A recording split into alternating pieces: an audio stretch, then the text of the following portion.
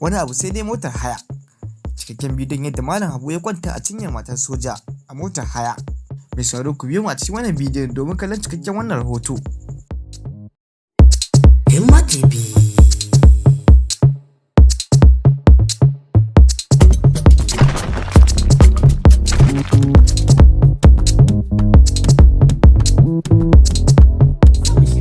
Za ku iya tuntuɓar mu a kafafen sada zumunta na Facebook, Instagram, Twitter da sauransu duk a Himma TV, ko kuma ku tuntuɓe mu a shafinmu na yanar gizo www.himmatv.com.ng. To mai sauraro barkamu da dawowa. Wani matashi mai suna Abu wanda aka fi sani da Malan Abu ya tashi tafiya zuwa Kano wacce sace Malan Abu a hanya. Sai dai a rashin sa'a a gefen Malan Abu mace ce kuma ko shakka babu matar aure ce. Tun fara kafin a nisa Malan Abu ya yi barazanar cewa shi daga nan ko birnin sun za'aje idan shi a buɗe don kuwa shi bai iya baccin mota ba. Cikin ikon Allah direba ya tada mota ya kama hanyar Kano ke da wuya cikin sa'a bacci a awon gaba da Malan Abu. Matar gefensa ta yi kokarin tashi shi ta yi masa nuni in har bacci sai ya dinga san yadda zai yi bacci don kuwa ita matar aure ce, amma Malan Abu ya kaita ta aka yi rantsuwa shi ba bacci zai yi ba. Ana ci gaba da tafiya Malan Abu ya ci gaba da bacci. Rahotanni sun nuna cewa Malan Abu ya yi nisa sosai domin direban ya bayyana mana cewa yana kallon sa ta madubi. Malan Abu ya dauki kanshi cikin daɗin bacci ya daura a kafaɗar matar gefen shi. A cewar direban babu wanda ya yi yunkurin tashi sai da suka iso Kano. Ashe matar soja ce ta kira mijinta cikin sa'a kuwa mijin nata ya iso a gare shi. Ku biyo domin jin yadda za ta kasance.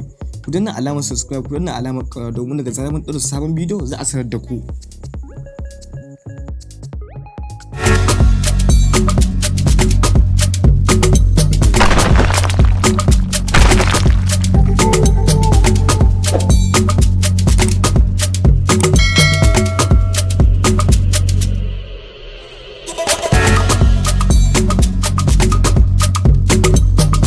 Da zuwa ta Himma TV. In yau ne farkon zuwan ka danna mana alamar subscribe, kana ka danna mana alamar karba domin su zaka Himma TV suke addabi mutane da sauran ɓata gari da suka addabi mutane ne akan cewa duk wanda aka ɓace mai waya ka tafi yayin dubatar da yan sandan jihar Kano ka ce ina ne ofishin SP Abdullahi Haruna Kiyawa PPR da amana sai da mamu so za mu yi amfani kwarai da gaske. Himma TV Misali a unguwar ka ga wani bakon fuska wanda kai baka taba ganin shi ba, baka yarda da shi ba, sannan yanayin da ka gan shi a ciki kai hankali.